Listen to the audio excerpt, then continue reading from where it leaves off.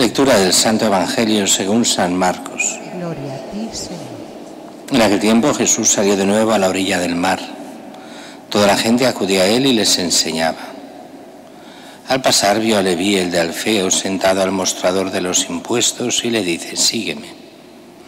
Se levantó y lo siguió. Sucedió que mientras estaba él sentado a la mesa en casa de Leví, muchos publicanos y pecadores se sentaban con Jesús y sus discípulos, pues eran ya muchos los que lo seguían. Los escribas de los fariseos, al ver que comía con pecadores y publicanos, decían a sus discípulos: ¿por qué come con publicanos y pecadores? Jesús lo oyó y les dijo: no necesitan médico los sanos, sino los enfermos. No he venido a llamar a justos, sino a pecadores. Palabra del Señor. Gloria a ti, Señor.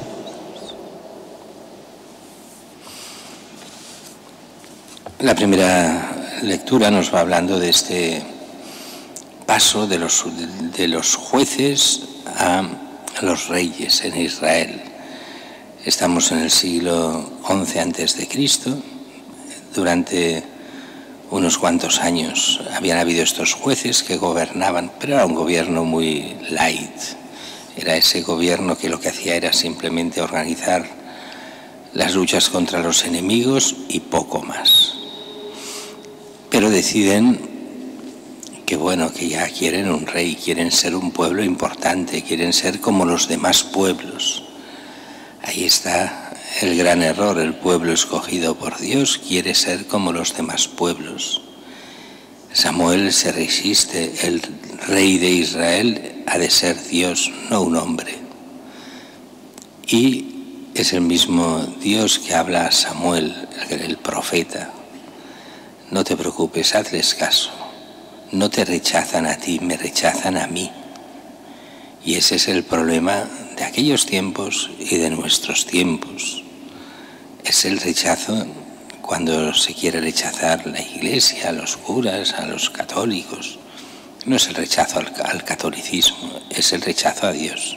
Ese es el problema de fondo. Y eso pasa de generación en generación, y muchas decisiones políticas pasan por el rechazo a Dios directamente.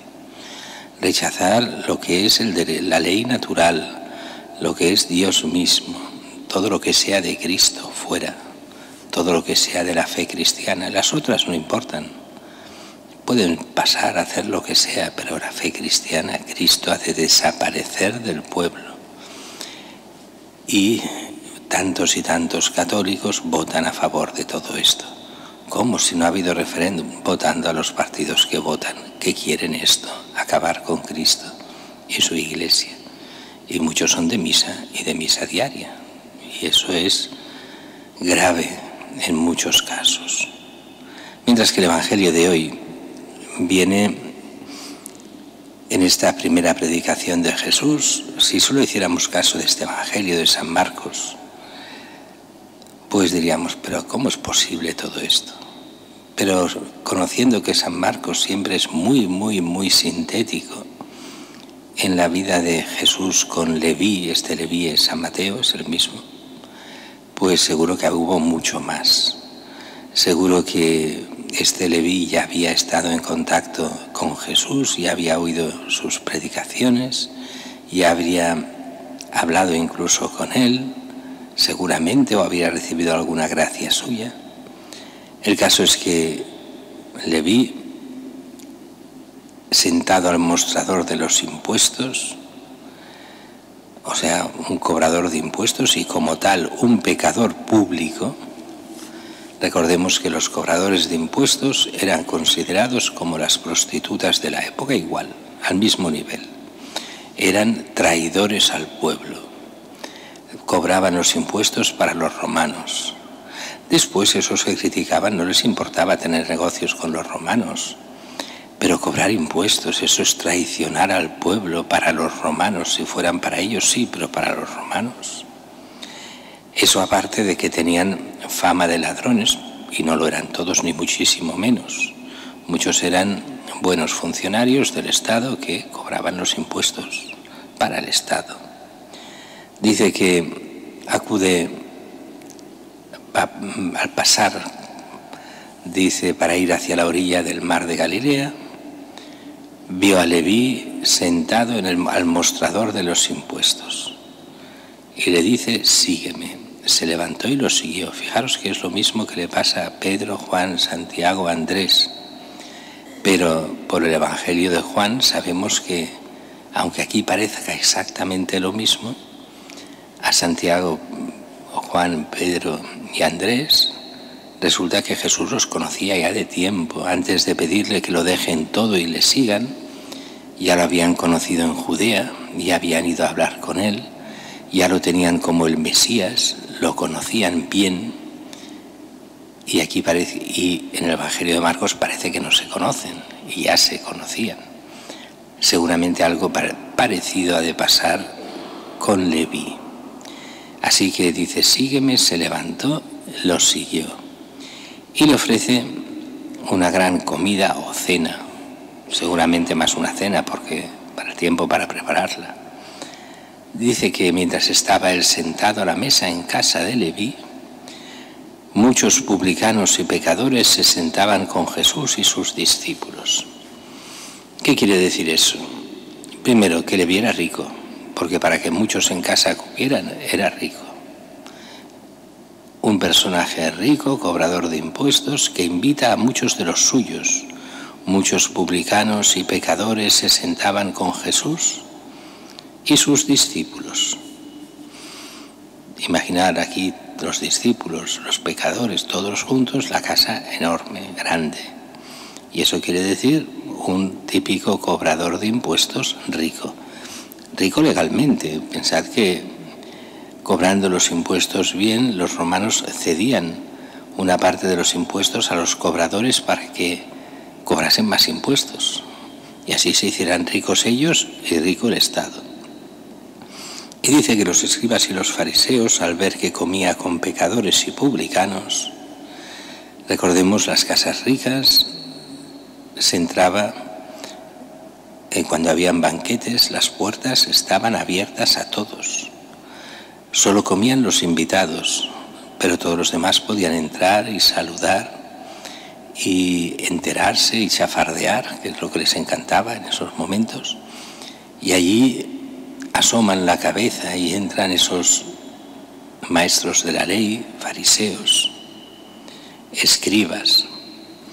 Y al ver que come con pecadores y publicanos, decían a sus discípulos: ¿por qué come con publicanos y pecadores?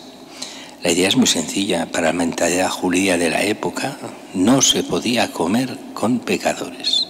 El que comía con pecadores quedaba impuro y era pecador como ellos, y tenía que purificarse. ¿Qué se ha creído Jesús de comer con pecadores? Claro, todos los publicanos eran pecadores por tradición, traidores a la patria.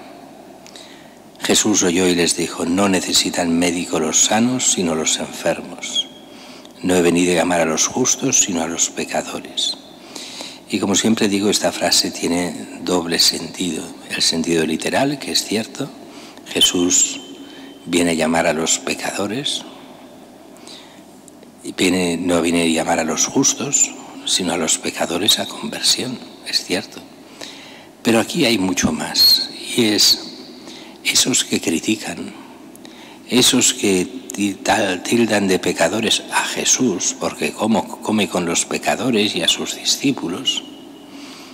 Estos son los primeros pecadores que necesitan conversión, pero como se creen justos, no se pueden convertir. Así que cuando dice muchos, bueno, en la iglesia cabemos todos, hay unos que no caben. Los que no caben en la iglesia son aquellos que sin Cristo, sin la gracia, se creen justos, se creen buenos y todos los demás son malos. Y piensan que pueden criticar a todos, y eso sin Cristo, haciéndose ellos dioses. Otra cosa es que uno sea cristiano, aspire a la santidad y vea el mal en otros y ayude a erradicar ese mal. Pero cuando uno por sí mismo se cree justo y condena a Dios, ahí no hay posibilidad de conversión hasta que el Señor no le toque el corazón, pero a lo bestia, si no, no hay nada que hacer. Por eso son tantos y tantos hoy que se creen justos, que juzgan a Dios, que lo juzgan todo, lo condenan todo, menos a ellos mismos, y que están lejísimos de Dios, lejísimos de Cristo. No han entendido nada de la fe y por eso viven fuera de la fe, pero creyéndose buenos. Es muy curioso ver esa gente que no cree en nada. Dice que está abierta a lo que haya, pero que no cree en nada. Y que a la vez siempre hablan de ellos mismos: yo soy muy bueno, hago el bien a todos. Y rascas y dices, ¿qué bien han hecho? Ellos lo sabrán, pero solo ellos. Ni Dios lo sabe, el bien que ellos hayan hecho muchas veces. Pero se creen buenos. Son los que han cambiado el bien por el mal y el mal por el bien y no se han dado ni cuenta. Los que vuelven a juzgar y condenar a Cristo y creerse ellos mismos dioses. Que no nos pase a nosotros, porque la tentación del fariseísmo es enorme para todo cristiano. Por eso insiste tanto el Evangelio, porque los cristianos podemos tener esas tentaciones, creernos los buenos sin Cristo, y ahí está el quid de la cuestión. Solo Cristo es el bueno. Nosotros, como nos enseñan todos los santos, somos pecadores, pero si nos asimos a Cristo, pues estamos en la verdad de Cristo, pero no por nuestros méritos, sino por la gracia. Él es el único que santifica, no nosotros mismos a nosotros mismos, sino hemos de estar inseridos en Cristo, el único Señor, el único santificador, el único que perdona los pecados y nos puede llevar por el camino de la santidad.